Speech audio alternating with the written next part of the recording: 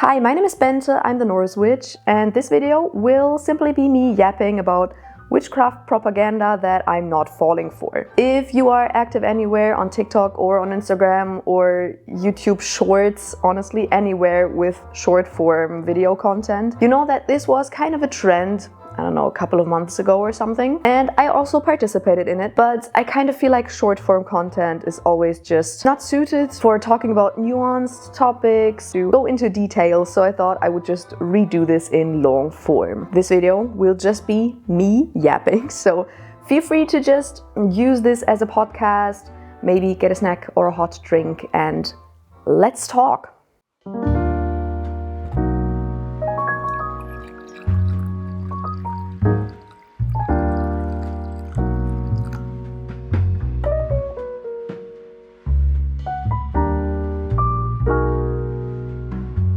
Okay, so I think I accidentally wrote these down in an order where I'm kind of going from more softer, more cold topics to more hot topics. So, of course, stick around. But let's start with dumping offerings outside. If you have ever read any witchcraft books, especially like 10 or 20 years ago, a lot of them will always tell you to dump your spell remains or offerings outside, to bury them somewhere, to like leave them at the crossroads, etc., etc. And they will just do that without giving any detail about it, without really talking about the environmental impact that that can have if you don't really think about what you're just putting outside. This can have a really bad impact on the environment. I have the feeling that we're kind of getting a little bit more environmentally conscious in the community, which I'm glad about. But like 10-20 years ago, that was not yet really the case, which is kind of funny if you think about the fact that we are supposed to be stewards of the land that we're living on, and that we're also nature connected, and that we love nature so much, but then also at the same time dumping trash outside and just leaving food outside that animals could consume and get sick from, dumping seeds outside that could sprout there and grow there that are not native to the area, so maybe accidentally spreading invasive species. There were just so many environmentally harmful practices in witchcraft books that it's so ironic. So I'm kind of glad that it's being talked about more. That's a hill I will die on. If I'm planning to put anything outside, if I'm planning to bury a spell in the earth, or if I'm planning to give an offering outside, or whatever it may be, if I'm planning to do something outside, I will make sure to adapt the spell or the offering in a way that makes it environmentally friendly. I will not dump salt outside, and I will probably never bury glass bottles outside, even though I don't think glass is that bad. At least it's better than plastic. If I would be planning on burying a spell outside in the ground, for example, I would make sure to do it in a way where it is easily able to break down in the ground, so that it's not leaving a trace after, let's say, a couple of weeks. Spells can always be adapted in a way where you can do it in an environmentally friendly way that doesn't break the bank. And if you can't afford to cast a spell outside in a way that doesn't harm the environment, then just don't do it outside. There is not always the need to bury something in the ground. If you do any kind of magical acts outside and you end up damaging the environment, you will end up angering the land spirits, and that will not help you out with your spells. They will not help that spell come to fruition, so they will probably try to hinder it in some way. Yeah, let's just try not to just dump everything outside without thinking about it, okay? Next up, the aesthetics craze and capitalistic witchcraft. There's really no need to have an aesthetic craft, even though it does look like it online. Witchcraft does not have to be aesthetically pleasing. You don't have to have a huge altar, you don't have to have the fancy tools. You don't have to have a blessed tool, a blessed and consecrated tool for everything that you don't use for mundane tasks. That's really such a ceremonial way of thinking, and I'm not saying that that's necessarily wrong. Like, if you want to do that and you can't afford it, cool, fine. But that's such a ceremonial way of thinking, and I still remember that that was always what I was taught. I was always taught, if you want to use a knife in your magical practice, you have to use a knife that you got specifically for that purpose, that you consecrated and blessed, and you can never use it for a mundane task. You can never use it to cut food or anything. And then I'm looking at folk magic practices And honestly, those practitioners would just laugh in your face if you tell them that. With that being said, in the end, witchcraft is a craft. It's about what you do and not what you own. So nobody really cares if you own a fancy wand. Nobody really cares if you own all of the witchy jewelry. Honestly, if you can't afford anything else, just take what you have and use that. It's totally fine. And in the end, you can always find a lot of what you need outside in nature. And I know that's not necessarily accessible for every single person, because you may live in a big city without a lot of nature around you. You may just not be able to move around a lot, but your home already has a lot of what you can use. You can repurpose a lot of what you already have. There's no need to buy anything fancy. Okay, next up we're getting maybe a little bit more juicy, and that's the take, I can't meditate. I read that in comments a lot. I will not say that every single person can meditate, because I don't know every single person's situation. I guess that there will be people out there who literally cannot meditate for some reason or another. I don't know every single person's situation, so I won't just blurt out a blanket statement of that's not true, everyone can meditate. What I read a lot is I can't meditate because I have ADHD. I know for a fact that that's not true, and that meditation is actually very, very good for people with ADHD. Even though it is harder for people with ADHD, it is still very much possible to do it. While I do believe that for some people, probably a very tiny amount of people, it might be true that you literally cannot meditate, or maybe you should not for like mental health reasons or something. I think that for the majority of people who say, I can't meditate, it's probably not true, and either you just haven't really put the effort in that you have to with meditation, or you just expect something else from meditation than it actually is. If you're just thinking meditating is sitting down, closing your eyes, focusing on your breath and thinking nothing, literally having no thoughts, and that is the goal, then you are sorely mistaken. That is not the goal of meditation, and that's not the only way to meditate. There are a million different ways to meditate, especially for example, people with ADHD. Doing walking meditations, or just more engaging meditations, or meditations during which you are able to move, or using like stimming toys during meditations. There are a lot of ways that you can adapt meditation that make it accessible for a lot of people. What people don't really realize is that if you have any kind of hobby that you can do and really get into a flow state while you're doing it, your active thinking kind of steps back into the background, and you become kind of more of an observer of the situation and an observer of your thoughts. That is already meditation. So if you are a crafter, if you are a knitter, or you crochet or embroider, for me it's embroidery, for example. Sometimes for me it's even coding, because with coding I get into a flow state quite a lot. You can use it to meditate, and that's something that a lot of people don't really realize. Also, if you struggle with meditation by yourself, I really encourage everyone to try guided meditations where you are being talked through it. I personally perceive it as much easier. I sometimes have days where I really struggle with meditation. During those days, just having someone talk me through it really helps. With that being said, we're coming to the sponsor segment of the video. I am once again being sponsored by Aura. Thank you so much. So I will quickly give it over to sponsor Bente, and then afterwards we can talk about the next topic.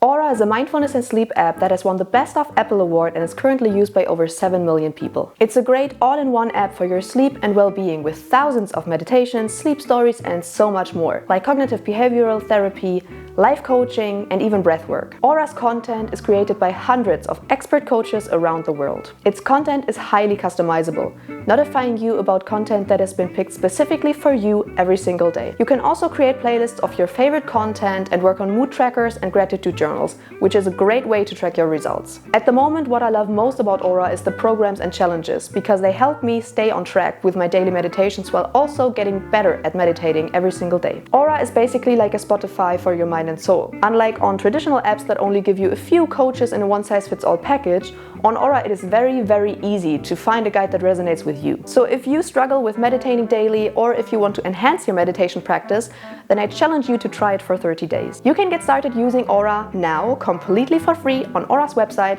by using my special link in the video description. The first 500 people using my link get a free 7-day trial and also exclusive 25% off.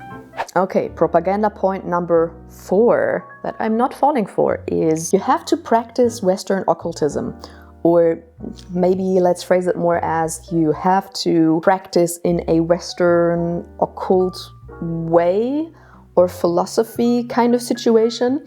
I don't really know how to phrase it properly, but what I'm trying to say is that if you have ever done any research on modern witchcraft and its roots, then you will quickly realize how much of it actually comes from ceremonial magic. Modern witchcraft, like Wicca, and actually also quite a lot of traditional witchcraft, actually derives from things like the Golden Dawn, from Crowley, a lot of kind of that ceremonial magic practices. And there is nothing wrong with it. In my personal experience as someone who was part of a coven that was very Wicca coded, doing ceremonial rituals, especially for a group practice, is actually great, because doing folk magic in a group setting is kind of hard to do, but ceremonial rituals really work amazingly well for groups. That kind of practice, that kind of very Western occultist setting, all of those like very ritualistic elements, most of that comes from ceremonial magic. Modern witchcraft, for the most part, has been very ceremonial. And I kind of feel like we should acknowledge that more, but that's not even where I wanted to go with this. Most modern witchcraft,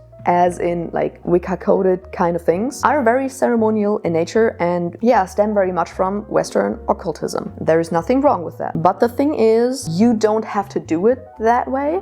I kind of feel like still a lot of beginner books are very Western occultist coded, very Wicca coded, very ceremonial coded. Some people kind of expect you to practice in this Western occultist way, because that is what has been done since the 40s. But no, you actually don't have to do this. There are a lot of people who very much don't practice that way. There are a lot of people who don't cast circles. There are a lot of people who don't work at all with the planets. There are a lot of people who don't engage anymore in all of these typical rituals that, like, let's say 20 years ago, you would have totally practiced and learned as a beginner. But nowadays people are taking a little bit of a different approach. There are a lot of people who completely shift away from that because, let's say, a lot of folk magic practices don't work with the planets, don't work with the elements, don't cast circles, don't do any of that Western occultist stuff. And since more people are going into the folk magic direction, a lot of people are also shifting away from Western occultism. And we as a community have to kind of get away from this thought that, oh yeah, this Western occultist thought is the base that we can agree on, because nowadays that's just not the case anymore. I think the number of people who don't practice that way anymore is growing rapidly. So, all right, next up, black and white magic. Those terms are still very much prevalent in German circles, and I hate it so much. I don't think that the terms black and white magic necessarily always have a racist background. It for sure has in some cultures, definitely, but still, I think, apart from the fact that sometimes it does have a racist background, it's just entire fucking bullshit. I think this thing of, ooh, I'm a white witch, that's just trying to seem palatable to Christians. I kind of feel like that's where it comes from. It's kind of like, I'm a white witch, I would never do all of that evil stuff. The terms black and white magic, they just don't make sense, even if you just call yourself a white magician. Magic is never black or white. Magic is always gray. The classic example that everyone always brings up is, if you cast a spell to get a job, of course, that's not actively seeking harm to anyone, that's not hexing or cursing someone, but that means if you get the job, someone else doesn't. That harms them. You can never really foresee how your magic will manifest. So there is no way to avoid harming someone in the process. That's honestly something I think, because magic takes the path of least resistance. And if the path of least resistance ends up being of disadvantage to someone else, then that's still how it will go. And you can't foresee every single thing that could happen and avoid it in your spell. Like, I honestly believe that's not possible. So I don't really believe white magic or magic that would never harm anyone is even possible. I honestly believe it's always gray, it's never black and white. I know people like to put things in neat boxes, but that's just not how life works. Trying to do that with magic, that just doesn't work. Okay, I'm sorry for the lighting change. My microphone ran out of battery, so I had to charge it. And now I think it's like 2 hours later and the sun is coming into the window right next to me. So the lighting will be a little bit strange for the rest of the video, but that's okay. Let's move on to propaganda point Number 6, if you practice any kind of Nordic magic or spirituality, you have to use runes for divination. Such crap. I think people who say something like that should read a history book and read a little bit about pre-Christian Scandinavia. If you start doing more research, you will get to the sources that actually talk about divination in pre-Christian Scandinavia and also the wider Germanic area, and you will realize that we don't even know if the lots that were used for divination, because yes, lots were used, lots were cast for divination, but we don't actually know which symbols were on them. We know that there were some kind of wooden chips or sticks or whatever with symbols on them, and they were used for divination. But we don't even know if the symbols that were on these sticks or chips, whether they were even runes or completely different symbols. They could technically be any symbol. So while we know, because of those sources, that casting lots was a thing, we don't know if it was runes, and the way that runes are used for divination now is actually very, very modern. What we do know quite for certain, I would say, is that runes were used for magical purposes, because there are both literary sources as well as archaeological finds that point to a magical use. For example, for amulets and things like that. The fact that runes were used for magic is quite obvious. But for divination, there's literally no source that says that. So while of course it's totally fine to use runes for divination if that works for you, saying or telling someone who uses a different divination system or who doesn't divine at all that they have to use runes for divination, that's just crap. If there is a heathen who wants to use tarot, or if there is a heathen who wants to use bone throwing, then let them do that. What the fuck?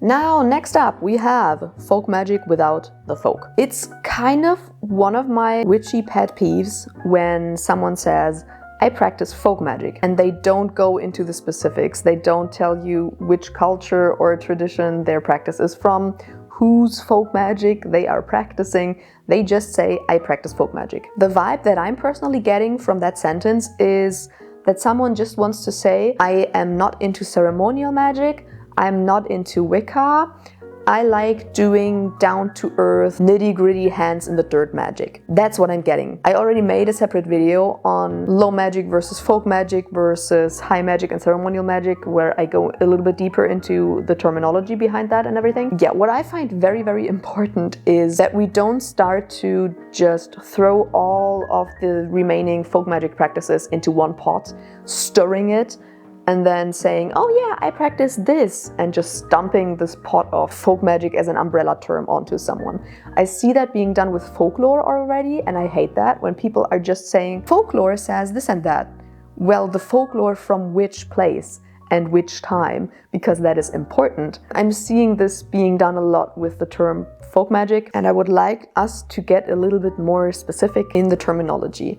Do you just want to say that you are not into ceremonial magic and that you like to do more down-to-earth kind of low magic? Or do you want to say that you're actually practicing the folk magic of a specific culture or folk? Because if you're doing that, then please be more specific, because erasing the folk from folk magic, I think that really sucks. Next up, the threefold law, the universe will handle that for me, any kind of stuff like that. This is purely my own belief, my own philosophy, and my own experience. So I used to believe that the universe will handle things for you. Like if someone hurts you or fucks you over, that the universe will handle that and that they will get some kind of retaliation for it, and that you don't have to hex or curse them because the universe will handle that. It's fine. But so much stuff happened in my life that the people who did those things did not get any retaliation for it. And in general, I see so many people do so much bad stuff and not receive anything bad in return. At the same time, there are so many amazing people that would never hurt a fly, yet so much bad shit happens to them. This just doesn't go together. Like, I just simply cannot believe that you will get some kind of retaliation from the universe if you do bad stuff. Like, that's just my own experience. I just don't literally rationally see that happening. Maybe if you believe in reincarnation, maybe in your next life you will be punished for what you did in this life. Maybe you will be reborn as someone lower than a human or something. But that would even mean that there is something lower than a human, and that it would be worse to be reborn as an animal, for example, than a human, which I don't believe in. I believe we're equal. I don't believe it's bad to be reborn as a cow or a dog. So I just don't really believe in any of that. Honestly, I kind of believe while this philosophy can be helpful and calming to your mind, because you're not constantly maybe thinking about someone who has done harmful things to you. At the same time, I kind of see this also as a thought that could be very well used to avoid taking responsibility for things and as an excuse to stay in toxic situations, and maybe even as an excuse to not help someone else who is in distress. You know, so kind of in a way where, oh, I see my friend is, I don't know, in a very manipulative situation, but I won't interfere because the universe will handle that. And I think that's where it starts becoming a problem. You can believe in whatever you want to believe in, as long as it doesn't negatively interfere with your life or someone else's life, then by all means, believe in it. I just personally can't. Like, in my personal experience, it doesn't make sense. Propaganda point number 9.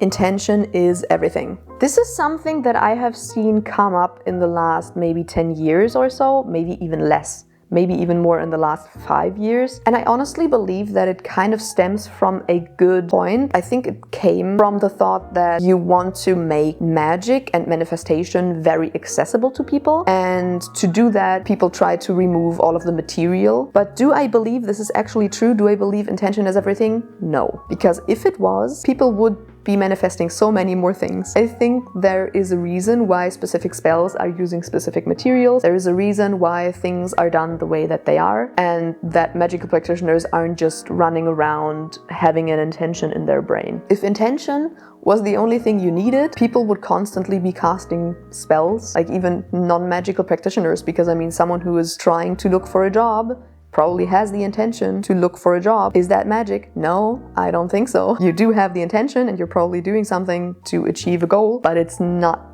magic. So I do not believe intention is everything. I do believe that intention is important because everything else comes from your intention. And if you are not clear in your intention, that can be a problem, because then your magic can go in a different direction than you wanted it to go. But I don't believe intention is everything. There is a good reason why you're using herbs. There is a good reason why you're using dirts, or why you are working with spirits, or why you may be working with deities. There is a reason why we're doing that. We wouldn't need all of that if intention was everything, and I don't believe that we don't need anything. I do definitely believe that you don't need a lot of fancy stuff, as I already said, and I don't believe your spells have to be very, very complicated, but I don't think you can manifest everything just with an intention. While I do think that thinking positively can help, I don't necessarily think that it's enough. And then now, lastly, propaganda point number 10, you shouldn't mix Christianity and magic. I still see that around quite a lot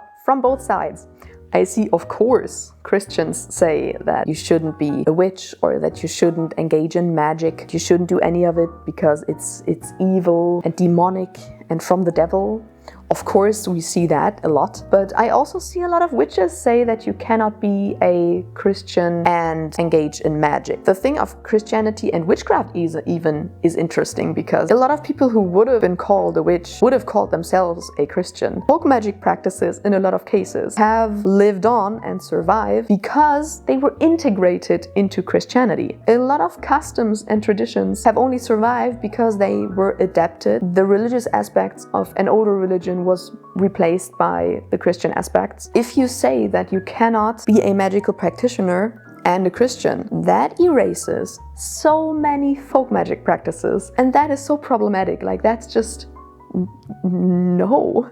I kind of feel like this thought that you cannot mix Christianity and magic can come from two different directions. Either you are coming from a very Christian point of view, where they're like, yeah, we don't want that because that's demonic, but like, at the same time, look at Catholic or Orthodox rituals. They are very magical. So while a lot of them are saying, we don't want any of that, that's demonic, that's evil, the reality looks very different. The reality looks like a lot of Christians, devout Christians that are going to church, are actually at the same time engaging in magical practices, but they are still very much Christians. So there's this kind of dichotomy between what the church wants and then what the practitioners are actually doing. And I don't think just because the church doesn't want magical practitioners being Christians, I don't think that simply erases everyone who's still doing it. And then also, I think it can come a lot from Christian trauma, from people who were raised Christian and then maybe very fundamentalist Christian or in like some kind of Christian cult or something, who have deep-rooted Christian trauma. While I totally empathize with people who have Christian trauma, luckily I don't, and I'm very privileged not having that. While I do understand it, there is no need to erase entire practices and entire traditions, or trying to erase them, invalidate them, just because you have trauma, just because you hate Christianity, and just because you have had a negative experience with it and now you have come to witchcraft. That doesn't mean that other people can't do both at the same time. So yeah, I personally think it is totally fine to mix Christianity and magic. It has literally been done for thousands of years. Folk magic practices are very, very old, and there is nothing wrong with them. Alright, and with that being said, those were 10 of the witchcraft propaganda points that I'm not falling for. Of course, there would be more, but I don't want to yap on for too long. So I hope you enjoyed this video. If you did, make sure to subscribe and give a thumbs up and ring the bell down below so that you're notified whenever I upload a new video. Share your thoughts and your witchy propaganda that you're not falling for in the comments. If you want to support this channel, then check out my Patreon or my YouTube membership. And in case you want to see more of me, then check out my Instagram. And I will see you in another video. Bye!